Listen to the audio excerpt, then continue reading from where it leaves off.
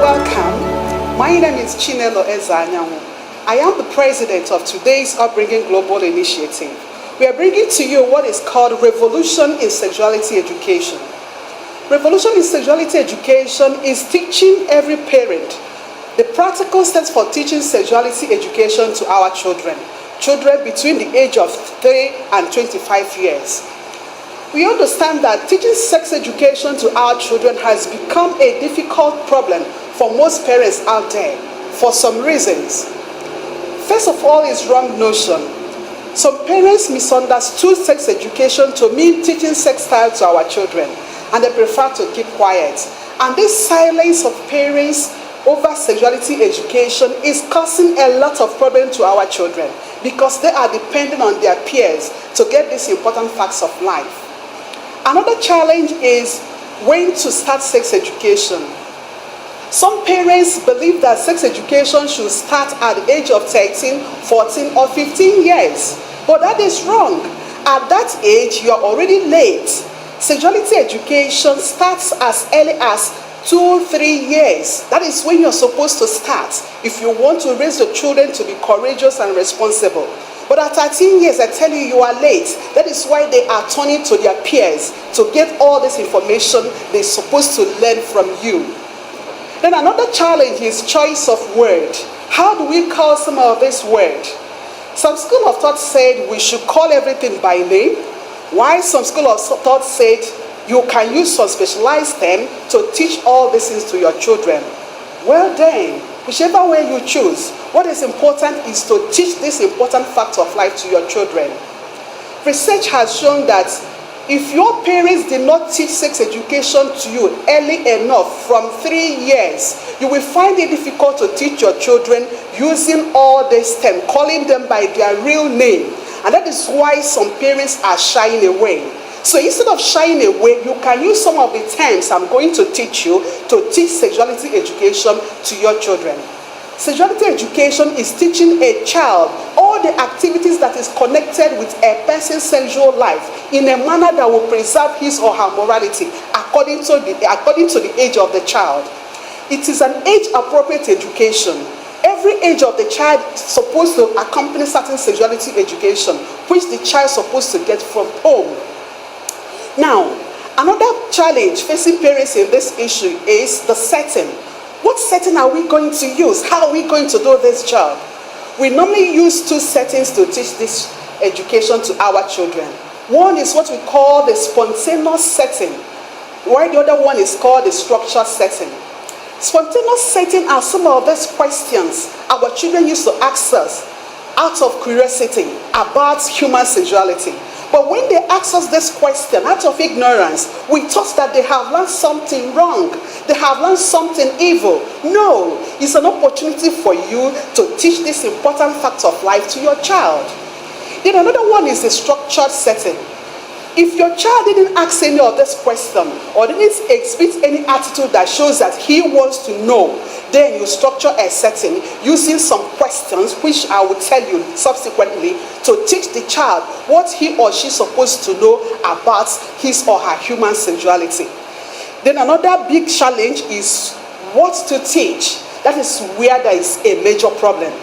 Many a times we hear people talk about parents, it is time to begin to teach sexuality education to your children, teach sex education to your children, and the churches, in the media, we hear people say all these things. But the issue is this: what exactly do you want parents to teach? That is where there is problem. What exactly do you want these parents to teach their children? And that is what I am going to teach you right now, so that you know what exactly you are supposed to teach your child.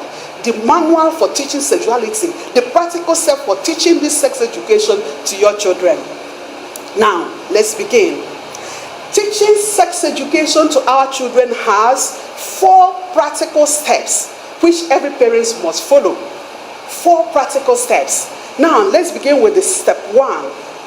Now, step 1 of teaching sex education to your children is called teaching a child difference in sex. Difference in sex. Teaching your child difference in sex is all about letting your child know what makes a boy different from a girl. letting your child know what makes us different from each other.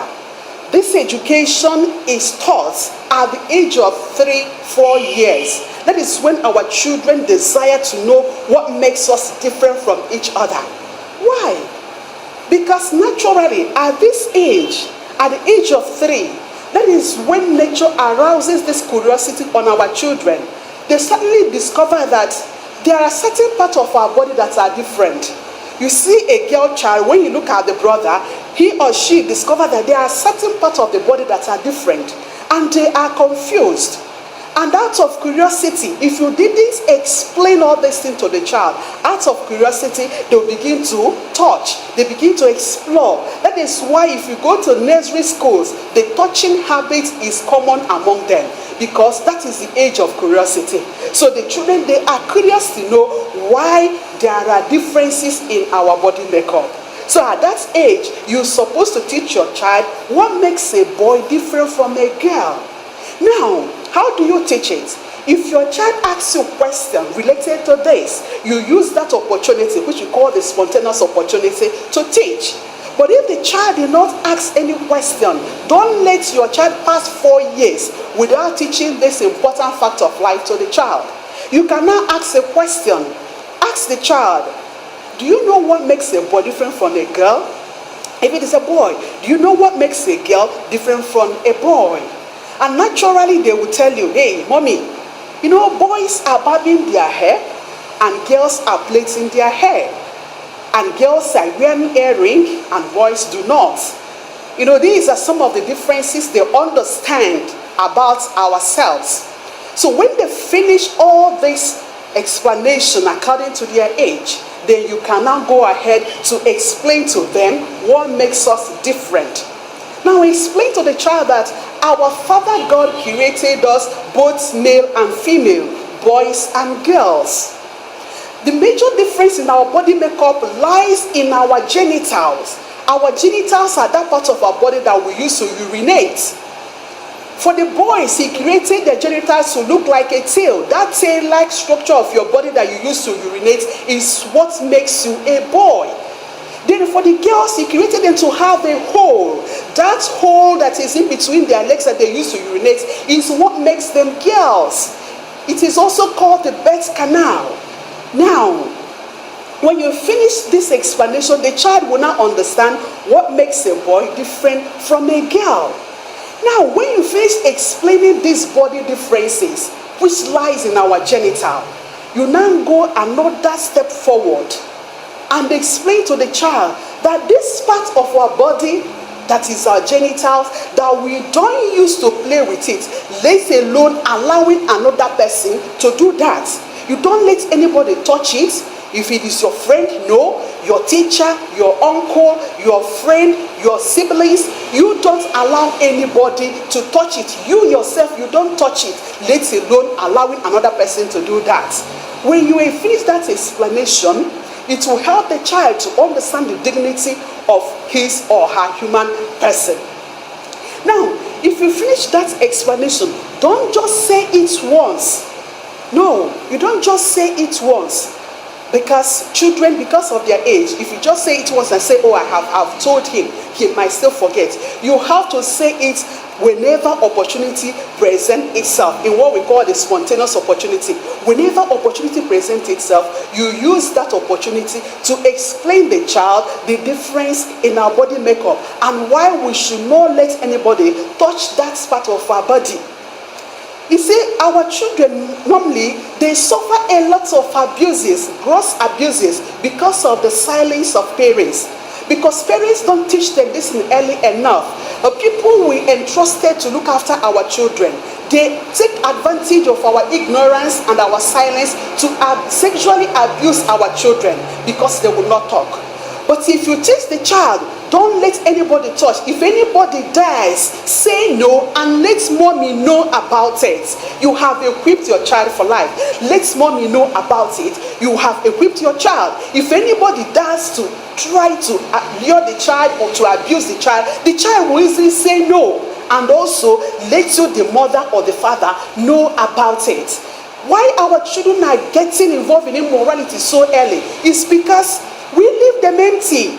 People lure them and they succumb and they abuse them. After that, they tell them, don't let your mommy know about this. It is our little secret. And they will keep quiet. A lot of children are undergoing serious abuses among those who are looking after them, the house help, the teachers, and what have you.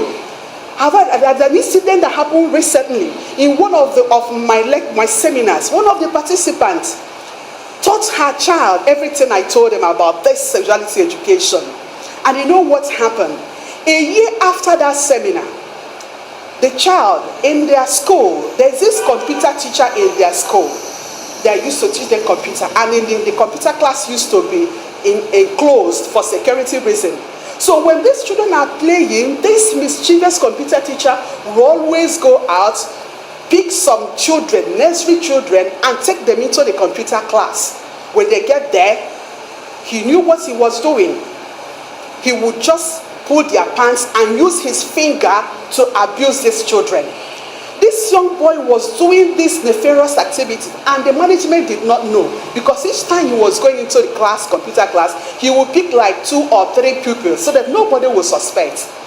And this thing continued until the day he picked the daughter of this woman that participated in this my seminar, and took her along with 2 other girls. And when he got into the class, he tried to touch the girl, to pull the pants as he used to do, to finger the child. The girl said, no, my mommy said I should not let anybody touch my bum bum. That is what she said. And he left him. Before her, he abused 2 other girls there and took them back to the class.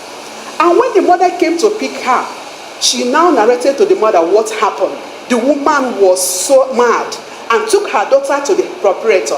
The procuratress was very mad to hear what happened, and took the girl back to the class and now asked the pupil, please, if teacher, this person had ever put his finger in your bum bum, please raise up your hand. All the people raise up their hand.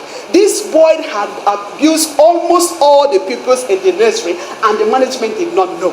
And let me tell you the gospel truth. When our children are being abused, they see it as a way of life.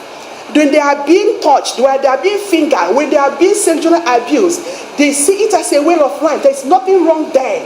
They continue to do it within themselves. They continue to do the touching within themselves. And for them, there's nothing wrong. But the issue is this.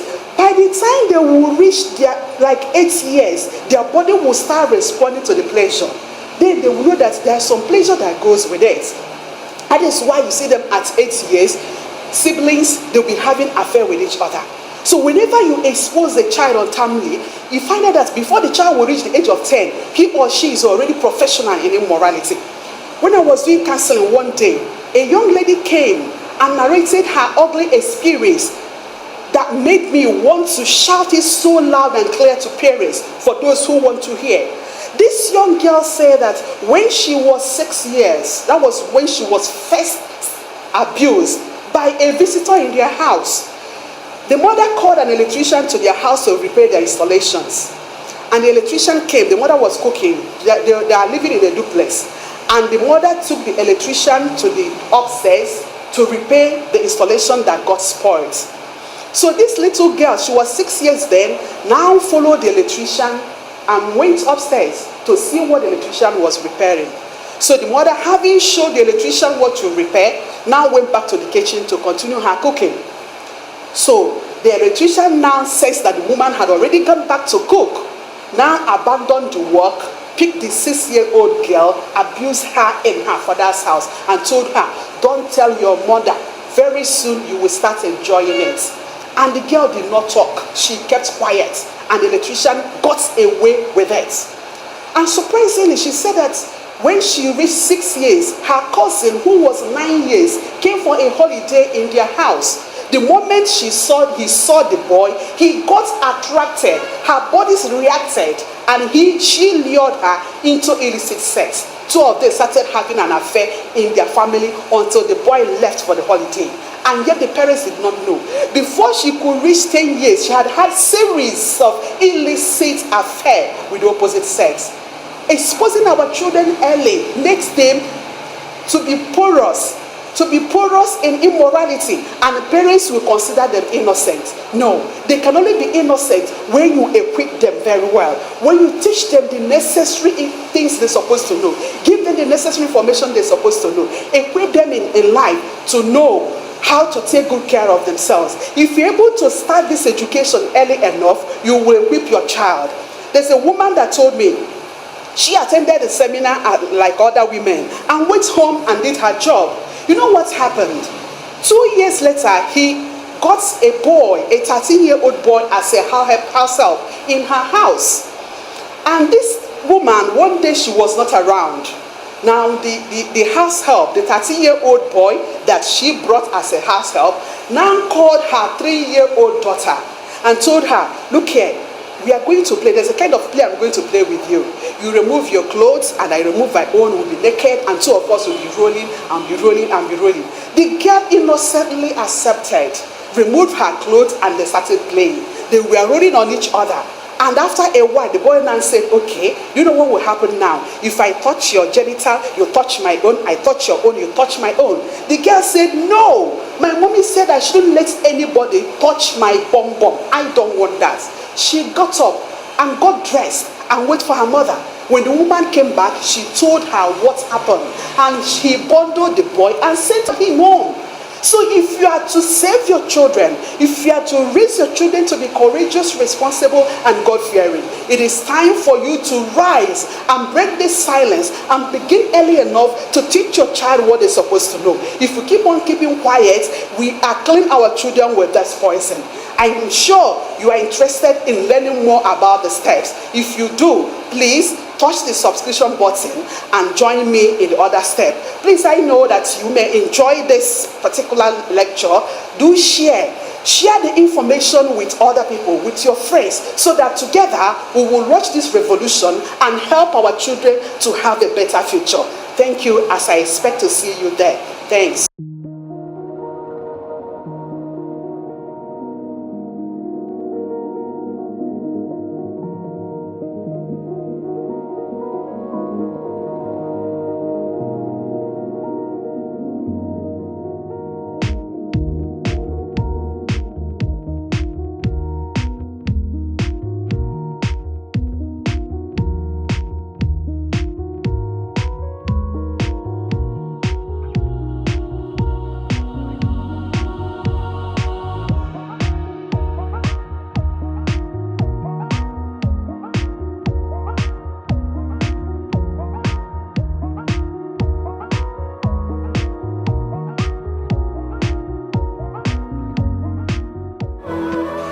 Yeah, I'm glad you made it. You made it to this revolution.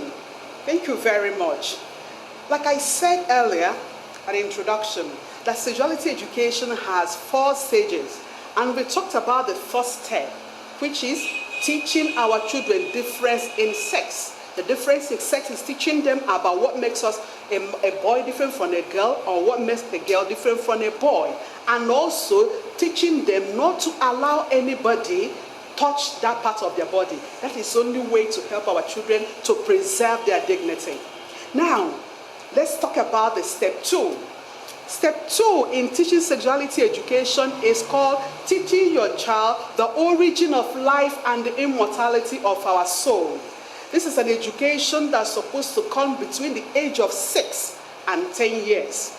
Children from the age of 6 and 10 years, you have to teach your child the origin of life and the immortality of our soul. What is teaching the origin of life? It's all about letting the child know how we all came into this world, how babies find their way in their mother's womb, and how the babies come out. Our children, when they are small, from age 0 to 5 years, when they see their mother pregnant, they will assume that they have overeaten. Mommy's stomach is big. But the children from the age of 6, they actually know that there is a baby inside it. That is the confusion and curiosity of their age. That is why if you are pregnant, you are a mother, you're pregnant, and you have like 3 children, maybe your first child is 6 years or 7 years, you discover that the younger ones will always come and feel your stomach. They feel it because they believe that your stomach is big.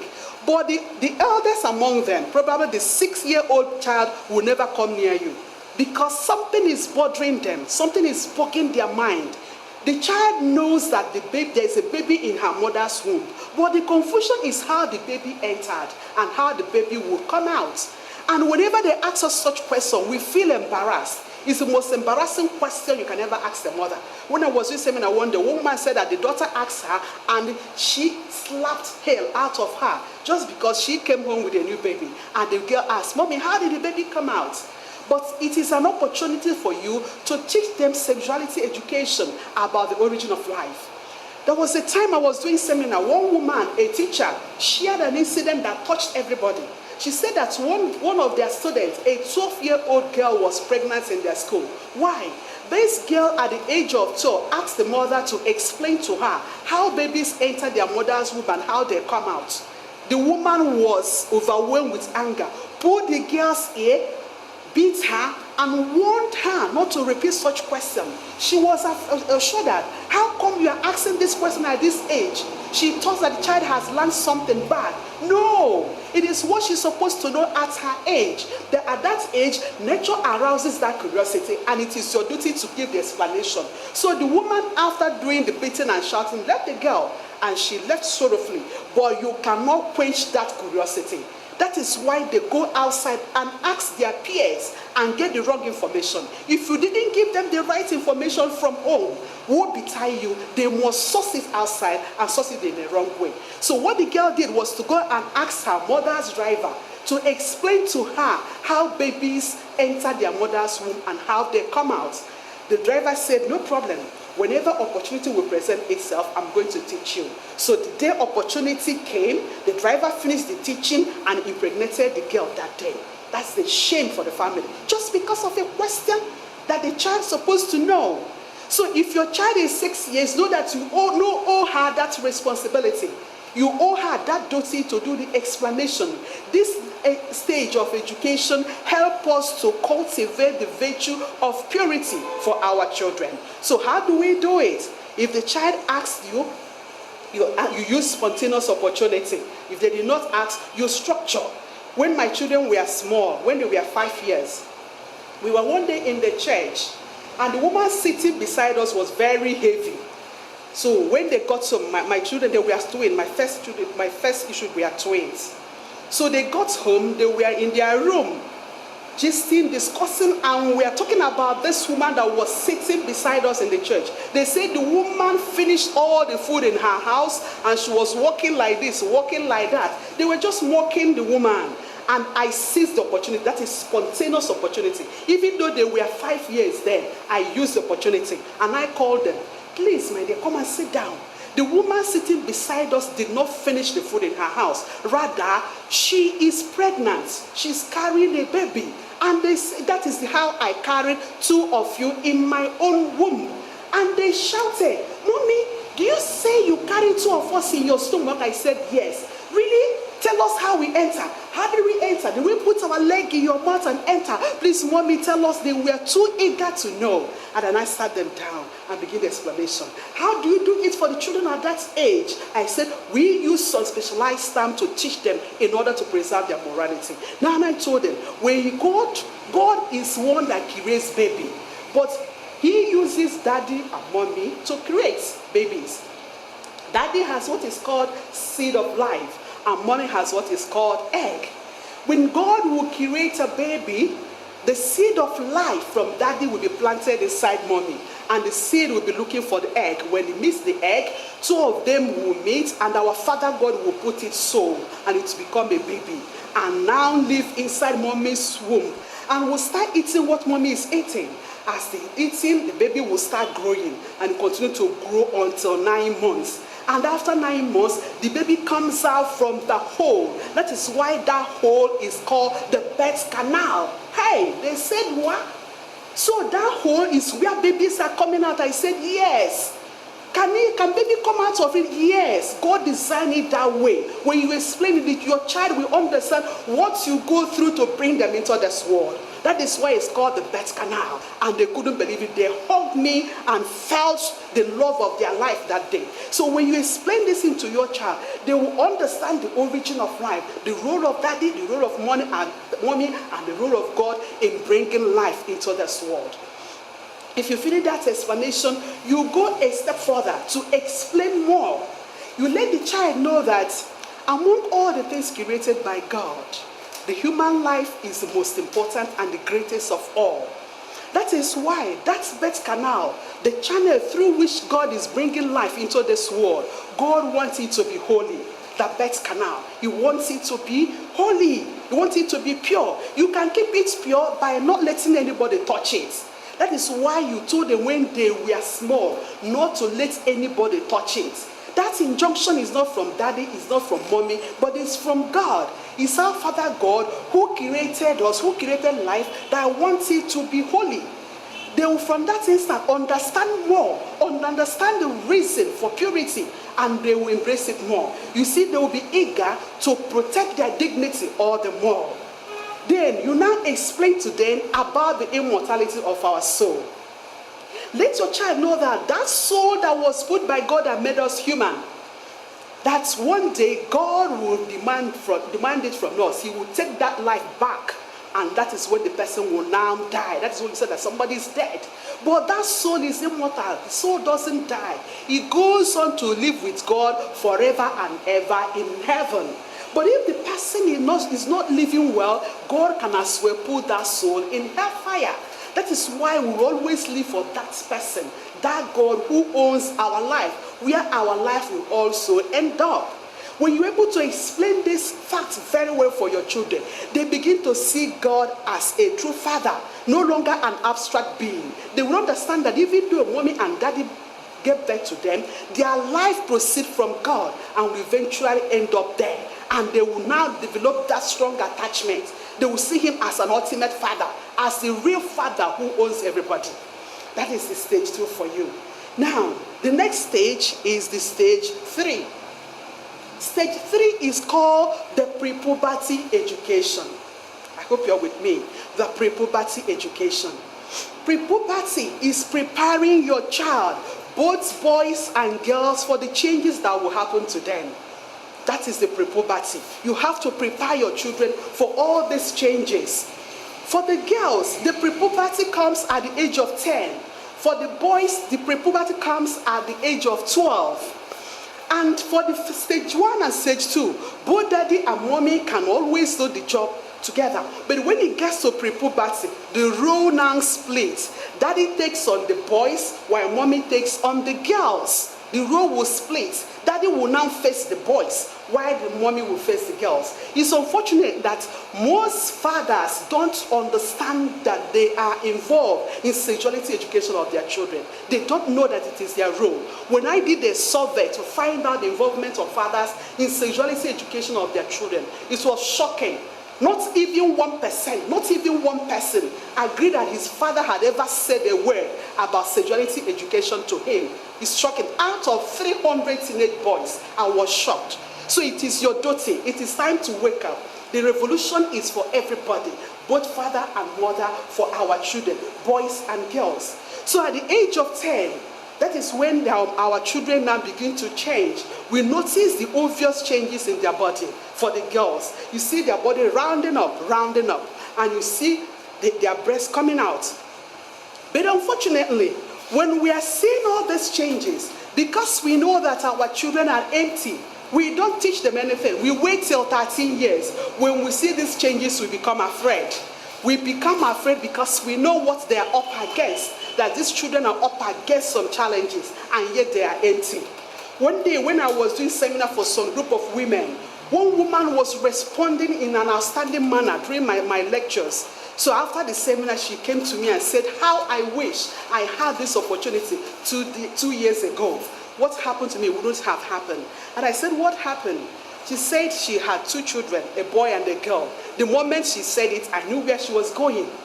So the woman said that when these children were growing, when the boy was 13 and the girl was 11, she was so disturbed about sexuality education. But unfortunately, she didn't know where to start. She knew she's supposed to do something, but she couldn't do anything. She couldn't do anything. At the point, she started praying. Every day she would pray. Whenever she was going out, she would be praying because she was worried that something could be happening. So she continued her prayer, but I tell you, your faith without good work is dead. As she was praying without doing anything, one day she came back and made the son on top of the daughter. She fainted.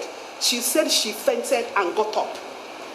And now asked the girl, I asked her, why did you do this? Why do you people do this? The girl says, it's the boy that pulled down my pants and this and that.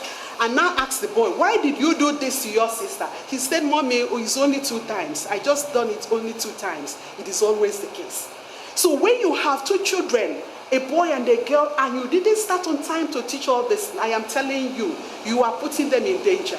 Because a boy and a girl alone in the house, they're always at each other's company. By the time they will reach 10, 12, 13 years, the boy will certainly be sleeping with the sister, will be having an affair with your daughter, and you wouldn't know. And whenever our children are doing this thing, darkness hovers around them.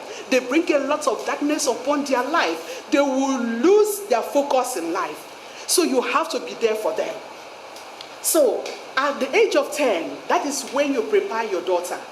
You teach her about the obvious changes. And at that age is a very critical age for the upbringing of children. At that age, you have to be available for your daughter. The availability of the mother or of the parents determine the level of influence subsequently in their lives. When our children are small, they see us as their role model.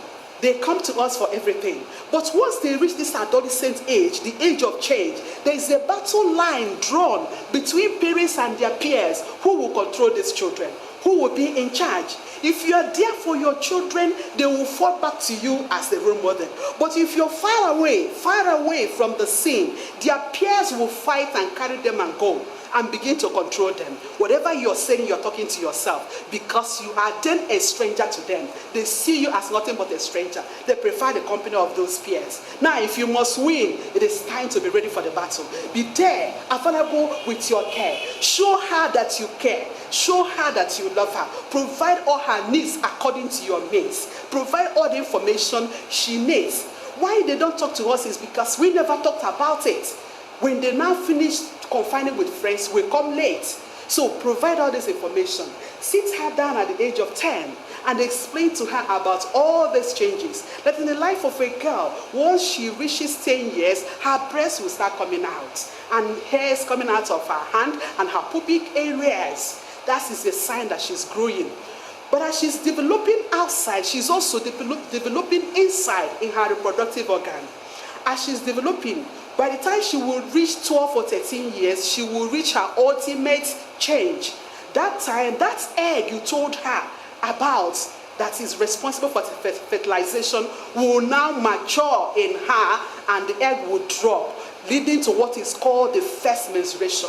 That day, she will feel something like blood coming out of her hole. And if it happens, let mommy know about it so that you teach her the necessary things that she's supposed to know. So when you finish this explanation, constantly be in touch with your daughter. Whatever question she asks, feel free to answer it to her. Then the same thing is applicable to your boy. If the boy gets to the age of 12, begin to persuade your husband to sit him down for the pre-puberty education. If for the boys, it's at the age of 12. At the 12, you see your son is growing faster, is growing bigger, growing taller, and it is time for the father to do the job. But the father cannot do this job very well without first of all bonding with his son. This bonding is learning how to do things together with him so that you can develop the confidence. You can build that confidence that will help him trust you as a friend, not just a father, but a friend. Then you can now sit him down and discuss with him the pre-puberty education.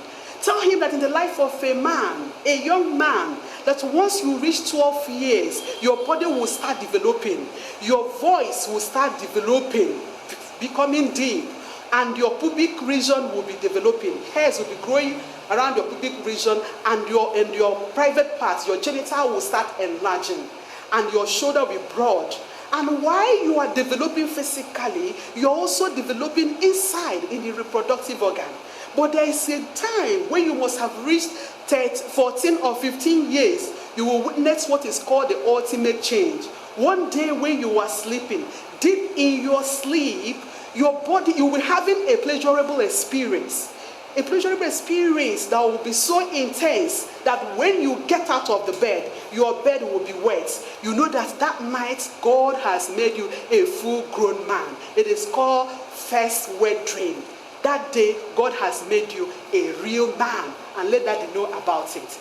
When you are able to teach this preparation, give this preparation to your son, he will see you not just as a father, but as a friend whom he can rely on in the time of crisis, because they are bound to have adolescent crisis. Because we are not there, they take their problems to their peers.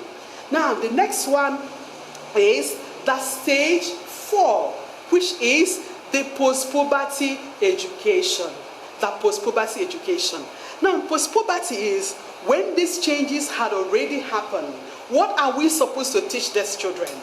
Now, let me begin with the girls. When your daughter said, Mommy, guess what? She has seen her first menstruation. My dear, do some celebration for her. Stop all this nonsense we are doing. When our daughter sees her first menses, it looks as if she has committed a crime. No. When her first menses come, cook some special dish to thank God, celebrate that God has made your daughter a full-grown young woman. Then after that, you can now sit her down for some important education. Teach her first of all about the hygienes, how to take care of herself, how to calculate the timing, how the timing is being calculated, 28 days, 4 days. Explain all these things to her in a way she will understand.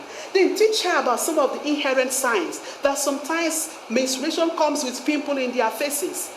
At times it's slightly painful, because these are some of the issues that worry them, and they discuss with their friends, and they will tell them it's all about sex.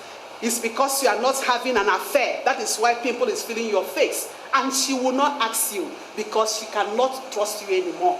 So discuss all these things with her. Then when you have finished all this primary education, then you now enter into the real post-puberty education. First is the custody of the heart.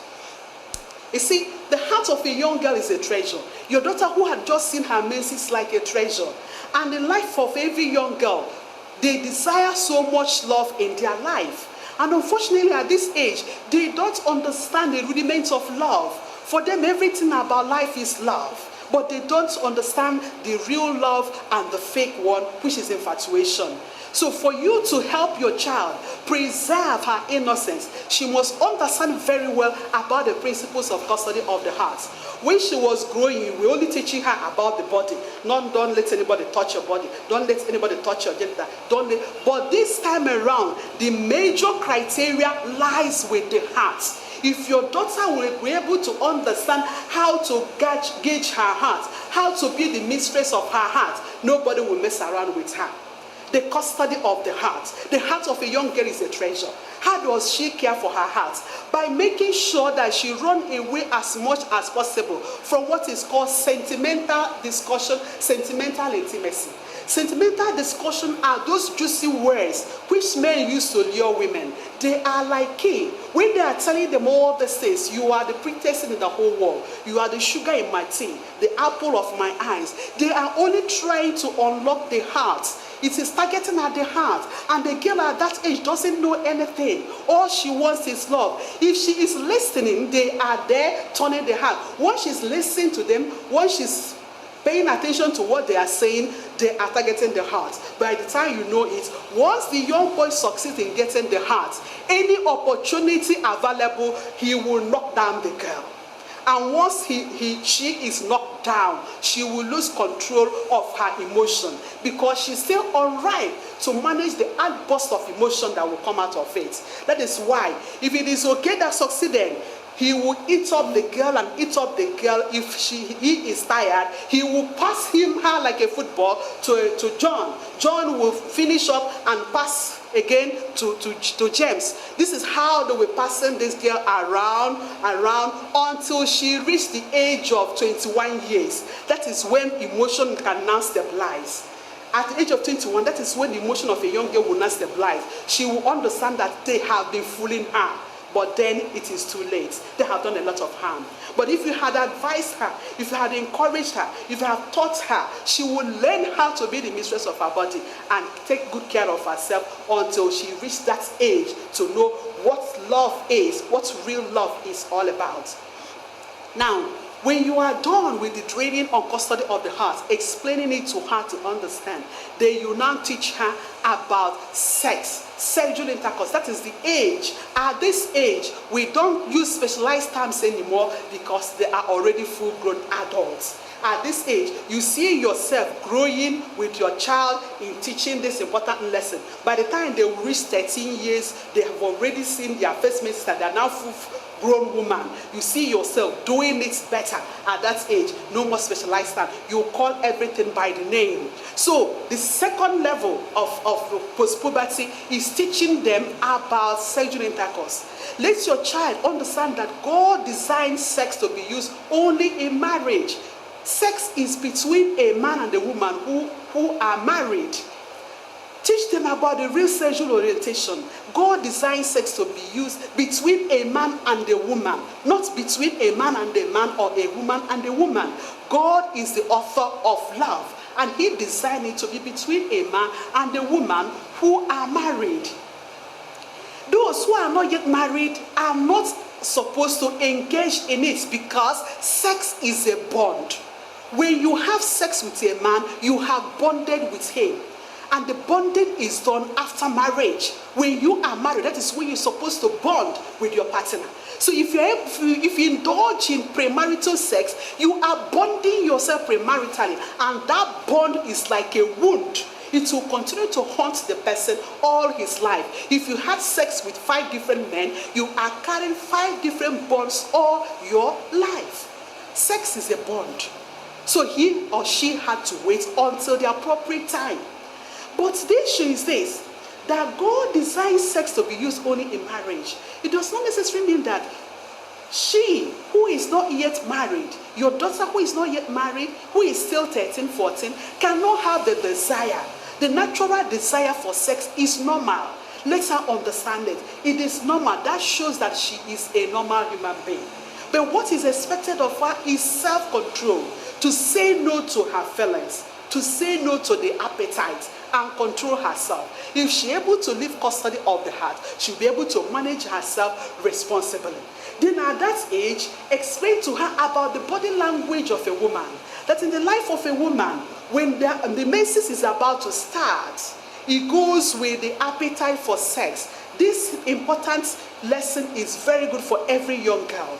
When the menses is about to start, it goes with appetite for sex. The same thing is applicable to ovulation. Ovulation is the release of the egg. When the egg is about to come out, it gives the girl child irresistible desire for sex. And sometimes when they don't know, they begin to make unnecessary calls. That is why they get involved in illicit affair, which result to unwanted pregnancy.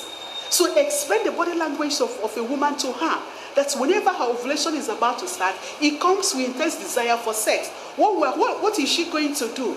Let her engage herself with something basic. Always be basic. Don't let yourself to be idle. Once the egg drops, the desire dies naturally. It goes on like that every month. When she understands herself, she'll be able to live a responsible life. But when she doesn't understand all these things, she will be a toy. The boys around will be using her like a football until she reaches 21 years. I hope you're there for me. Now, let's talk about the post-puberty for your son. You know, when our sons reach the age of 15, that is when they used to have this experience of the wet dream. And because many a times we don't explain all these things to them, our sons used to fall victims. Why? When they have this experience, they get confused. They never knew what happened to them. They couldn't understand what happened to them. What they could do is to go and ask their friends. And they would tell them, welcome into the world. We will get a woman for you. It's time for it. We will get condom for you, get a girl for you. That is the job now. And because the boy had nobody to fall on, they will pressurize and pressurize and pressurize, and he will succumb. Once he succumbs to that pressure, your child will lose control. That is why at times when they reach the age of 15, 16, your child will come home and tell you, Mommy, level has changed. It's because they have fooled him. Level has changed. Everything about him will change because they have fooled him. But if you are there for him, you explain all these things. When the time comes, he will fall back to you as a father and say, Daddy, guess what? You tell him congratulations and sit him down for what it takes to be a man. Because they believe that without sex you are not a man. No. Tell him what it takes to be a man is self-control. It's the man that could control himself that is a real man. When you cannot control yourself about sex, you become a slave and you lose focus in life. Now, you now tell him about involuntary desire. That in the life of a young man like him, that from time to time he'll be having involuntary desire for sex. It is normal, but it is self-control and getting busy that will help him to come out of it. Once he's busy with something, he will come out of it. But if he's not busy, if he's idling around, he will be forced to doing masturbation, touching himself to get a pleasure. Then help your child to understand that in order to live virtuous life, in order to preserve that power, because the wet dream is the manifestation of God's creative power and life of a man. When our young boys, our sons have that experience, it's God that manifested procreative power in their life. And he wants them to nurture the power until they are old enough to get married. The next one is about peer influence. You have to explain to your son about negative peer influence, because while you are trying to teach him, he will also encounter other children out there who may not receive the same kind of upbringing as your own son, and all of them will interact. So let him understand about negative peer influence, that some children out there might want him to dance according to their own tune, but it's left for him to stand his ground on the virtue. You see, there was a time one woman called me and was asking me whether she was to withdraw her son from the school he was attending. Why? The son was having stomach upset, and they told the boy that his problem was because he refused to oblige the request of his friends. They told him to bring a girl for him and get a condom for him, that once he indulged in sex, that his whole stomach upset will go. And they were pressurizing this boy, but because he was close to his mother, he discussed it with the mother, and the woman was afraid and was asking me whether he was to withdraw him from the school. I told her, no, leave him there, but teach him the right thing. Life is not about sex. Let him stand his ground. So equip your son to stand his ground when his peers are talking about all those nonsense, and he should also mind the kind of company of friends he is keeping. Then discuss about the issue of sexual orientation and homosexuality among our sons, because recently the issue of homosexuality has turned our teenage boys into prostitutes. They have gone into prostitution as a result of homosexuality. A lot of them, when they get to school, they get lured and they see it as an easiest way to make money. And also, some of our teenage underage children are being homosexually abused, leading them to a lot of health hazard. So the fathers had to wake up to help our children overcome all these challenges. I was in a seminar some time ago, and one woman, a teacher, shared an experience that touched everybody in that seminar. She told us that one of her people, an 8-year-old boy, was constantly urinating on the chair. On the chair every day, and one day he had to confront the boy to know why he always messed up the chair. But the boy said he was not urinating. So when the woman examined him, and she discovered that he was not actually urinating, that the fluid was dropping from his anus. The boy was already having sore anus. His anus was already bad, stinking badly, and yet the parents did not know. So the teacher now called the attention of the parents, and in close observation, they discovered that one of their neighbor was homosexually abusing this boy, and he now developed anal sore. And this anal sore can lead to anal cancer. A lot of our young boys are being lured into this activity because of money, because it's an easiest way to make money. So if you didn't educate your son, they might influence him. One day I was going to a seminar somewhere in the East. I entered a taxi. So the taxi driver, a young boy that took me to the area, now pointed one hotel for me. He told me that this hotel, that there was a time he picked a passenger and dropped the person over there at the hotel. They agreed 500 naira for the fare. And when he dropped the young man gave him 1,000 naira, and he now gave him back the change. He told him to keep the change, that he can keep the change for himself. So when the boy was about to go, he looked at him and I asked him, why are you a young boy like you? Why are you wasting your life driving taxi where you can easily make money and change your lifestyle? And the boy was like, what kind of business do you think I can do to change my lifestyle just like that? He now asked him to follow him to the seminar. And he came down from taxi and followed him and entered the hotel. Lo and behold, what were they doing? They are doing seminar on how to practice homosexuality professionally and make a living out of it. So the boy couldn't believe it. He wanted to run away. And that young boy told him, look here, at the age of 23, I am building a house in the village and I have a big car. So you can make it if you want. Because this boy had good morale inside him, he quietly left the venue, carried his taxi, and ran away. So if your child is not well informed, I'm telling you, he can easily be seduced into all this immoral acts. One woman told me about his son. Suddenly his lifestyle changed.